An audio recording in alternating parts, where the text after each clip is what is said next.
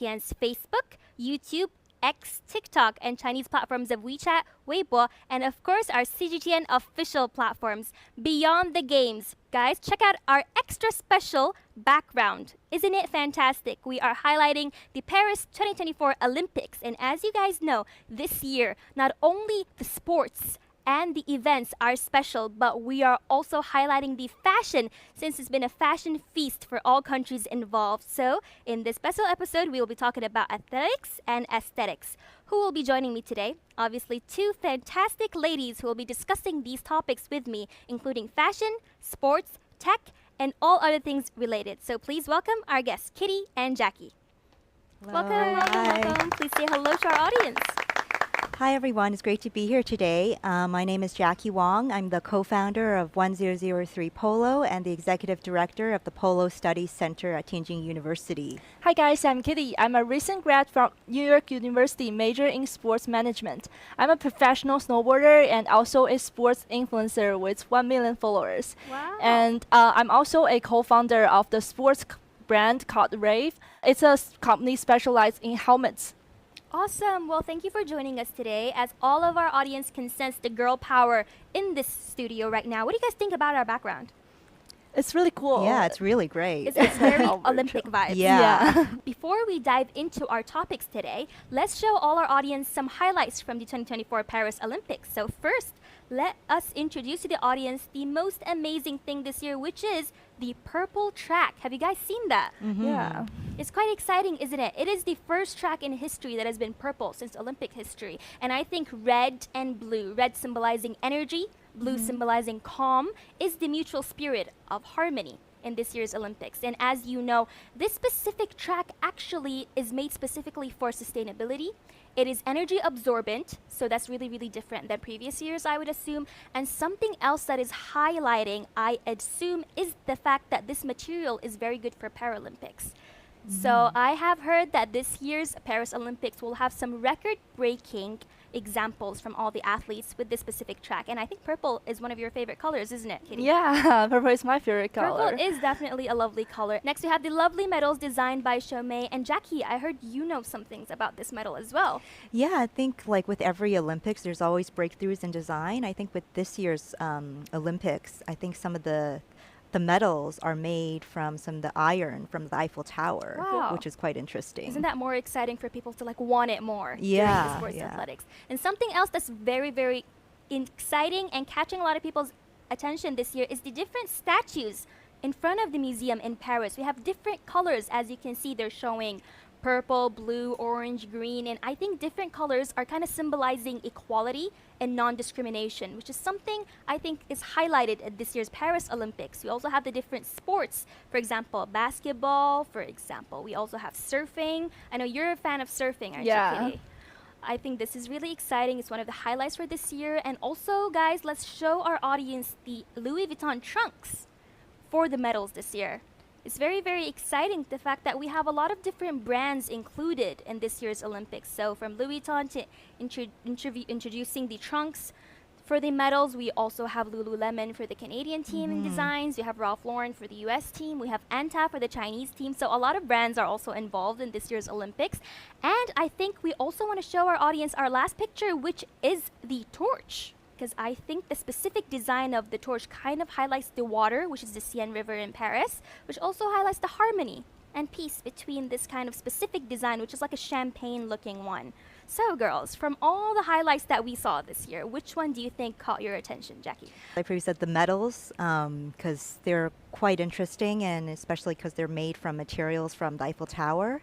And I think not just with the Paris Olympics, I think in previous Olympics, like the 2008 Beijing Olympics, Yeah. the dolls, the fuwa, were really interesting because they were like mascots. So not everyone can get a medal, but you know, everyone can get a doll, and they're more accessible to the public. Yes, they are. And mascots, I remember, like for the Beijing Welcoming You, I think each mascot had a specific name, Yeah. highlighting the Beijing Yeah.欢迎, which I think was very exciting. And the designs were very traditional Chinese. Yeah. I think we had the different colors and the different Peking opera styles, I remember. Exactly. So that was exciting. And speaking of Winter Olympics, I think, Kitty, you also really liked the mascots back then. Yeah, like Jackie said, we have Bing Dun Dun for the Winter Olympics, and it's a cute panda. You know, everyone loves panda, and also they use like the ice shield, the rings to all the things that connect with winter sports to build Bing Dun Dun. And also talking about the Beijing Olympics,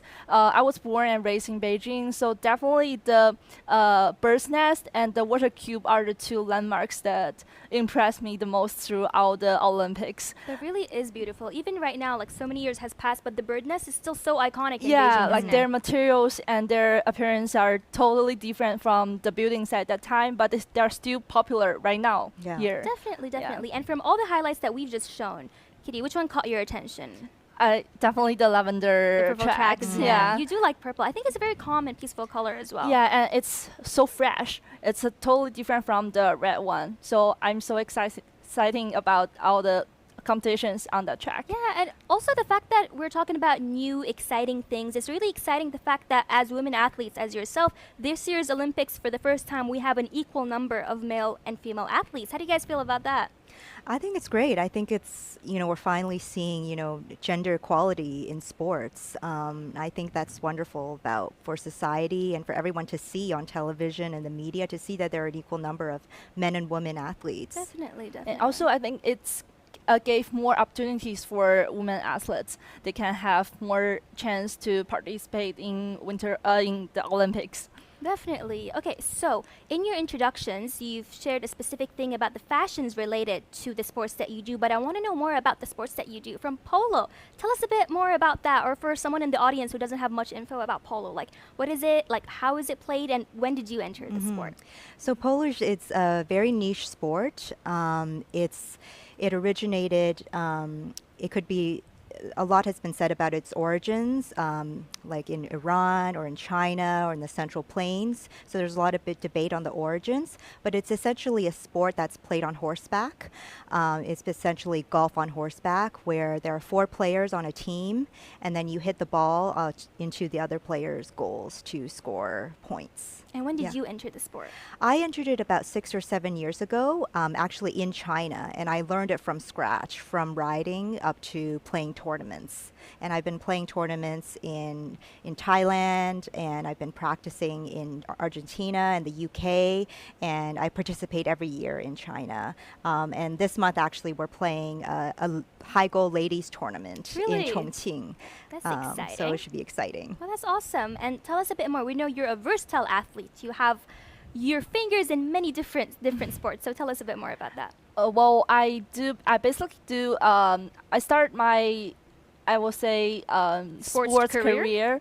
career from figure skating, and then golf, and I also do horseback riding, and then finally to the snowboarding. And it's just before the Winter Olympic. I think it's about 2018. I started snowboarding, and I got a chance to practice with the professional team, and then become a professional myself. Yeah, I think it's I mean, everyone says snowboarding and skiing, it's kind of extreme sports, but for me, I don't think so, because it's a sport that can lead you to different mountain, different country, and it's a sport that everyone can do.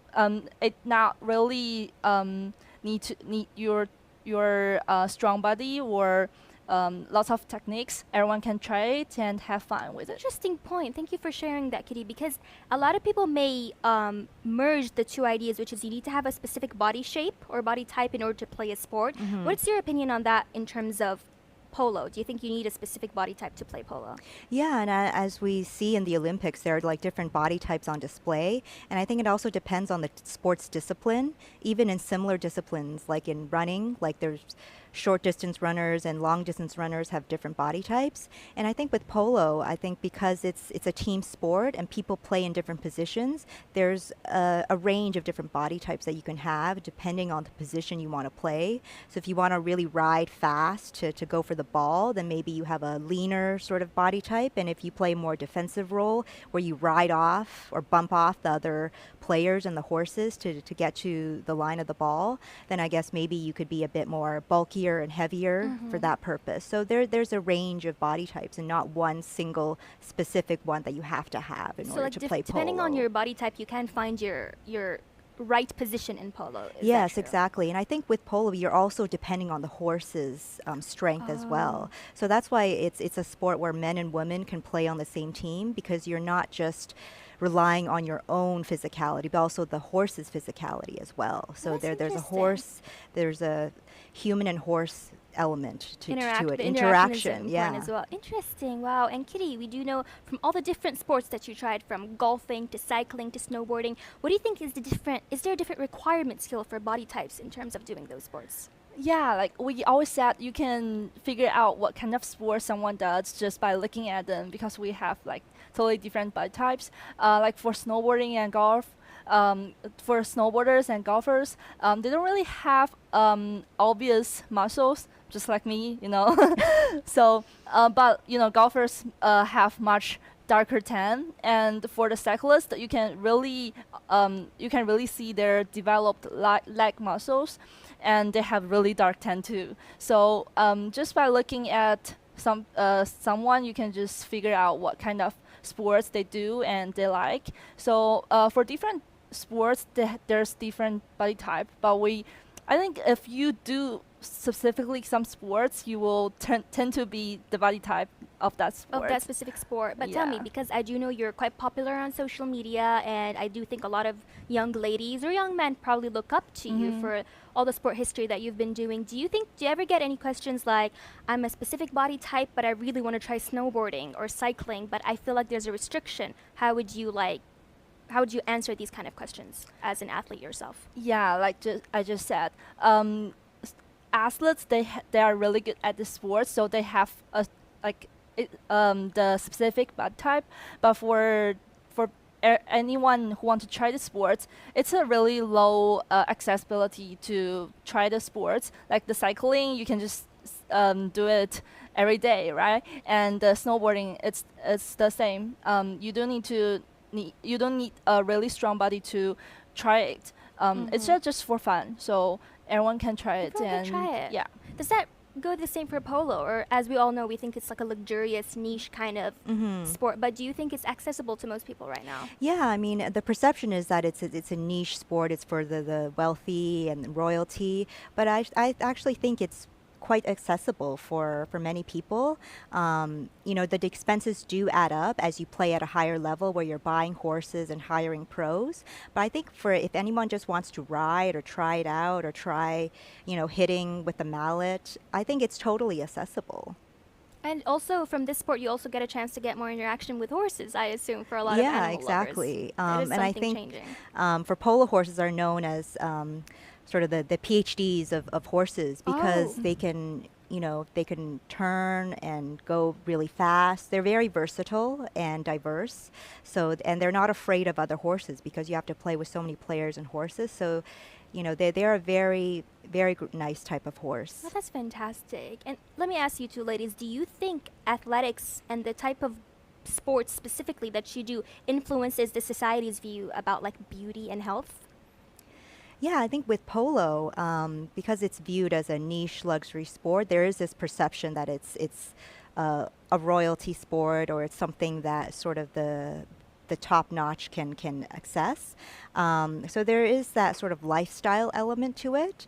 But I think it's also, you know, there's a lot of different elements within the sport as well. It's a sport that, you know, where the saying is that, you know, everybody is the same on horseback. Everybody's equal on horseback. It doesn't matter if you're a man or a woman, or, you know, amateur or professional. Everybody's equal on horseback, and it's all about teamwork and collaboration Absolutely. and having team spirit. Definitely, definitely. Well, exciting to know. Also, in this generation, Kitty, it's called fashionable to do snow sports. So tell us a bit more about how you think society is also viewing the beauty of snow-related sports. Yeah, like recently I find out more and more people are participating in outdoor sports like golf, like snowboarding, cycling, and it's really exciting to see people are enjoying those sports, because I find out that most of them are tend to be healthy tan and embracing different body shapes, and also rather than just trying to be slim, like the 2 or 3 years ago, they are really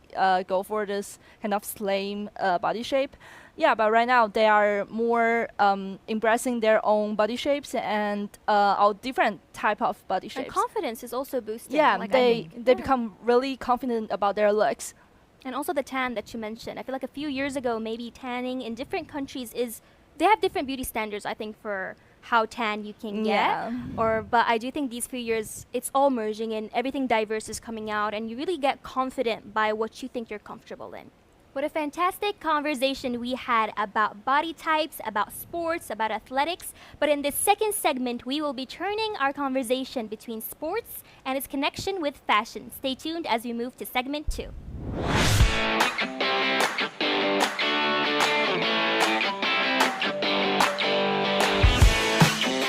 Alright, welcome back to segment 2, and as you can see, we have a whole new view behind us. Guys, what do you think about this specifically fun design behind us?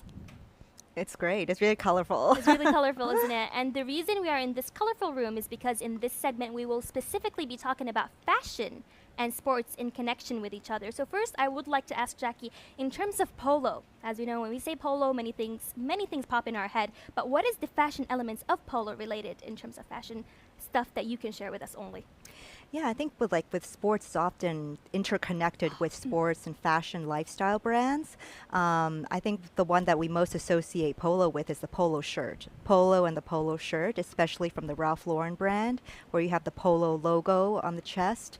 And it's something that you see a lot of people wear in their everyday lives. So that's one element. And I think also just the polo outfit that you wear when you play a tournament or a match includes sort of white jeans and a polo shirt. I think that sort of exudes a sort of elegance, but also powerful sort of image. And I think with equestrian especially, which is another horse sport, you have a lot of luxury brands like Hermes, Gucci, who have sort of equestrian elements in their fashion designs, whether it's in their bags or their clothing. And I think, but they all have a lot of commonalities, is that, their boots are very similar, and they all require, a really sturdy and safe helmet as well. Absolutely, definitely. Yeah. And I like what you said. Since there are so many different designs, the athletes wear them and feel more comfortable. Yeah. Let me show the audience something very fun today, which is, speaking of me wearing pink right now, these are my pink boxing gloves. And let me share to you guys. As you can see, they're very cool, but I don't think they're the color that most boxing athletes would go for in competitions. But I think that is the beauty. I mean, look at it. It's pink. It makes you feel comfortable. I've seen many girls have pink boxing gloves. And tell me, don't you think having something that you're wearing on your body while doing a sport that makes you feel confident and comfortable, makes you, I don't know if there's scientific facts behind it, but makes you perform better? Yeah, I think like what you wear really, shapes how you're feeling. It definitely, if you wear something comfortable, wear something that you like, then I think it definitely boosts your confidence. Like I actually have a pink helmet that I wear. You do? Yeah. Let's enter the pink helmet. I think we have the helmet, guys. Come to me, helmet. Ah, Ooh, here yeah. we go. That's This Jackie's looks like helmet. mine. Oh, it's like your helmet too. It's all pink today. We are living a pink world, as you can see. Isn't that fun? Yeah, it looks really similar to my helmet. I think this is your helmet. We just Yeah. got it on our show. All right, so thank you for the helmet. Since we're talking about pink, I would love to talk to Kitty because you have brought upon us something very pink, very Barbie related. Tell us a bit more about the fashion between snowboarding and your own designs or the designs of your friends in this industry. Yeah, like nowadays, especially in kind of lifestyle sports, we really care about fashion, and I think lots of brands, they really focus on combine the performance, the athletic things combined with the fashion elements. So yeah, today I brought 2 snowboarding outfits that I really like, and to share with you guys. Let's It's really see cute. Kitty's outfits. She has something very special. Oh, Yeah, Oh. it's a Chinese sports brand collaboration with Barbie. It's the last year the Barbie movie, and look at Oh. that. yeah, they just So create- cute. Yeah, that picture is me in France, and Oh. lots of people just say, "Oh, Barbie," and they really like the outfit. And tell me, how did you feel wearing this while doing I will- sports? I- Because I it's feel- not the traditional outfit that we would wear. Yeah. Like some people will think it's too dramatic, but I love it, and I think it's it's my style. So yeah, for snowboarding, everyone know it's a extreme sports, and we always talk about beyond our limits. Yes. But I think style it's still the really important things because it's me and it's my doing this sport. So yeah, I like wear the outfits that I like and show my style. Makes you feel confident while Yeah, doing the sport as yeah. well. We have another We one. have another design. Yeah. Let's bring out Kitty's other design. Thank you for the pink one. Let's see what the other one looks like. Come over. New design. Oh, it's really. It this really one is is here. cute too. That's yeah. cute. They use a like really fluffy fur on the foot, and but the fur it's also waterproof. They use some technology and to make it waterproof, so you don't need to bother if the snow are stick on those fur. Definitely, definitely. And tell us a bit more about like how are young people in this generation in China and outside China taking into consideration these designs when they choose a specific sport outfits? Yeah, they really like it because they want to. It's a way like for sports and like outdoor sports. It's for them. It's a way of expression themselves. So they really like to choose a different style, but the style fits them. So it's really popular, and I believe it will be a trend in sportswear in future. For sure, absolutely. And in terms of polo, as we know, a lot of people wear polo-related outfits, but they don't actually play polo, do Yeah, yeah. Like the brand Ralph Lauren is based off of polo, but the designer himself doesn't play polo at all. He actually utilizes polo as sort of a lifestyle brand to incorporate in the brand Ralph Lauren. So it's actually, you see it a lot in a lot of the clothes that we see, but I think that's great as well. It's like you don't actually have to play polo to wear a polo shirt or wear any polo outfits. But isn't that magical? A specific sport and a sport attire is now something fashionable around the world.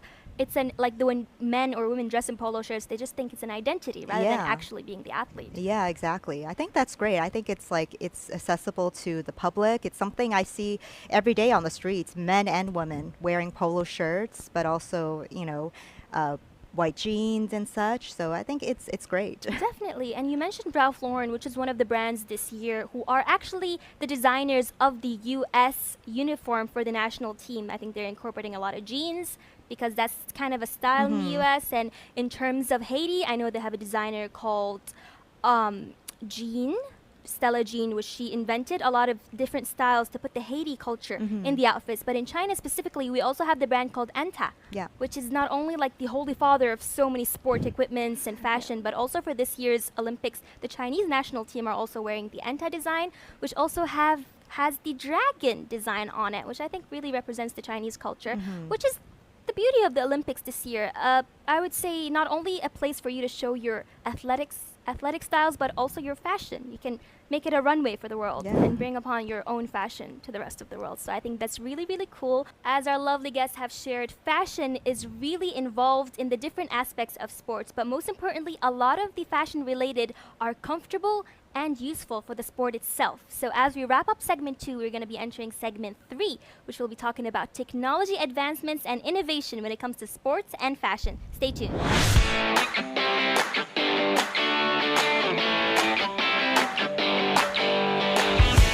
Well, as we've known, right now we are in our 3rd virtual reality room, and as you can see, all the different purple behind me is, of course, Kitty's favorite color, but is also the track for our this year's Olympic 2024s in Paris. So, since we're talking about technology, I do know a lot of innovation has entered the world of sports and fashion, specifically in your industries. So, tell us a bit more, Jackie, about the specific innovations involved when it comes with polo. Yeah, because polo is a contact sport where you have many horses and players on the same field. So good and sturdy safety equipment is really essential. And there's been a lot of technological sort of advancements, especially with the helmet, to make sure that players are better protected, to make sure that if you fall off, the helmet's not going to fall off and that it can take an impact. So there's been a lot of technological advancements in that. And with the polo mallet, there's actually not that many technological event. It's still made from bamboo. It can't be made from like metal or titanium like golf clubs because it's a contact sport. You can hit the horses or players, so it's still made from bamboo, but you can still customize it based on length and weight, so women can have sort of lighter mallets. Definitely. And as we have something special on the screen, I think only you can tell us, what is this exactly? Yeah, those are knee pads. That's also part of a very important part of the polo equipment that you wear when you have a tournament or a match. It's to protect the knees because it's a contact sport and you're able to sort of push other players and the horses as a defensive position to gain access to the line of the ball. I see. To make this more interactive, can we have a pad over? Can we have a protective pad over? I think it's going to come out to us. Oh, here we are. Oh. Okay, wait, it is too high. Let me use my magic and, okay, here it is. Yeah, because the knees are very sensitive, so it's important to protect the knees when you come in contact with another horse or with another player. And also you're at risk of, being hit by a mallet or the ball. So it's very essential to wear during a polo match, as well as glasses and elbow pads. Elbow pads as well. Yeah. And I think with the future of technology and advancements, the athletes will be more protected. Yeah, aren't they? exactly. All right. Well, thank you for the pads. Thank you for joining us on stage as well. I would like to ask Kitty. I do know you have a lot of input when it comes to technology advancements because we know snowboarding is quite dangerous and can get quite dangerous sometimes. So tell us, what technological advancements have you brought with us today? Yeah, with all these technologies, it's really boosted our sports industry. And we now use a new material called Corad in our ski and bike helmets. It helps the helmets become much lighter while increasing the safety. It's the green part of the helmet. As our audience can see. Can you tell us a bit more about this helmet in general? Is it heavy? It looks a bit heavy. Oh, well, with this material, it can be 70% lighter than the normal one. So it's really cool material, and it's a aerospace material that can be 100% recycled. So it's not only helps it's not only helps athletes perform safely and efficiently, but also protect the environment. Absolutely. Also protecting the environment, and the design is quite. I mean, when you're in terms of sports attire for snowboarding, it's already heavy, kind of, because you also have the snowboarding pads. Yeah, and you have lots of equipment it's to a lot wear. of things, and it's cold. So to have something lighter on your head, I think that itself is already an advancement. Yeah, it can make athletes feel more comfortable and feel more confident about all the challenge they're gonna met. And what is the popularity of this right now? Like, do you think a lot of people who are interested in snowboarding are actually purchasing these items? There's lots of technology about the helmets, but this technology, this new material, is kind of new. There's only 2 brands are using it. One of it's my brand, Rev, and another one is Cosmes. It's from America. Well, But more and more brands are using this material. very, very exciting. And I love the fact that technology is right now being used in sports. But since you both are very active in the world of promoting the fashion of sports, the technology advancements of sports, tell me, as ladies, when did you get that feeling that you really wanted to enter this industry? Well, I started polo 6 or 7 years ago, and at that time, not very many people played polo, and especially girls, there weren't few, like maybe not more than 5 girls who really played polo. As over the years, I see more and more girls playing the polo, and I think, I do want to be a trailblazer in that sense to, allow access or have everyone see that, men and women can play this sport despite the risk, despite everything. So I feel like it's something that I want to do for gender equality and for a sport that not many people may know of or feel that they can try in a sense. So, I want to be that person who allows more people to know about it and to showcase that women can do anything. Yes, absolutely. And we really, really can, especially with like leading ladies like you. Kitty, I know that you just finished school, so you're quite still young. How did you enter this field of wanting to work not only in fashion, but also in tech advancements for protection of athletes? Yeah, because I'm a professional athlete before. Well, right now I'm still, but I do lots of sports. and lots of outdoor and extreme sports. So safety is really important. And also, I'm a lady, so I like shopping. I buy lots of different equipment for my sports. But most of them I always think they're not looking that good. They don't have a style, and some of them are not comfortable. So I want to make some change of this industry. And yeah, right now, so I'm trying to make something the girls like, the young people's like. So that's why I'm in this industry and starting to do lots of different sports equipment. Yeah, which is really fun right now because we're in a generation where not only people can be interested in one specific thing, so you can be interested in sports, but also sports fashion, technology. Like, it's kind of highlighting everything, isn't it? Yeah. All right, awesome discussion. And before we wrap up, I do want to ask both of the ladies, what is your personal philosophy when it comes to sport athletics? My sports philosophy, I think, revolves around the word diversity. So diversity of body types, diversity of aesthetics, diversity of gender, of ethnicity.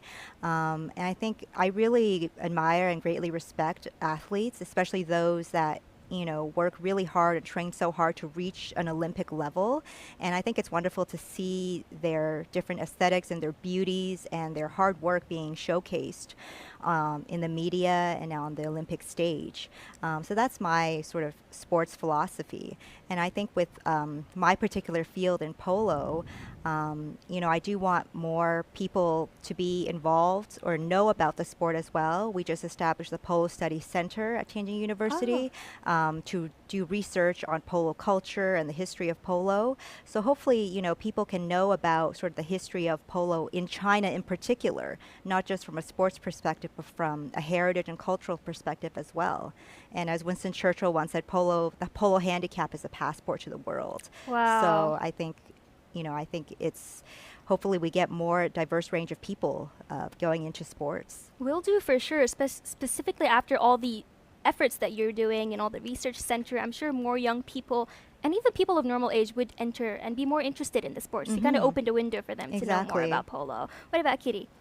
Well, for me, my philosophy is really simple because I will consider sports as a way of life. And with sports, I feel happier and healthier. So I believe lots of people feel the same. Just through all the sports, we can make new friends. We can we can strengthen the connection between each other, and also and also develop the respect of nature. So it's also boost our environmental awareness. So I believe it's strengthening all the sports I do, strengthening both my physical and mental health. So I love them and I consider they're a part of my life. Absolutely. Very well said, ladies. And such a good example you're setting, I think, for all the young women in the world watching you guys. And I'm sure you have opened a new window for them to enter sports, to enter fashion, and to enter technology. Thank you so much for joining us. And as you've heard it from our ladies today, what is sports, athletics, and aesthetics all about? We have diversity, friendship, health, and connection between nations, and also keeping harmony within the different natures of the world. So I think all these aspects are a kind of a big conclusion for what Olympic Games are all about. This has been The Hype, and we have two fantastic guests with us today. So in case you missed us, please stream back to all our different platforms on CGTN to rewatch this episode. This is Myrna coming to you live from Beijing, and we'll see you on our next episode. Bye!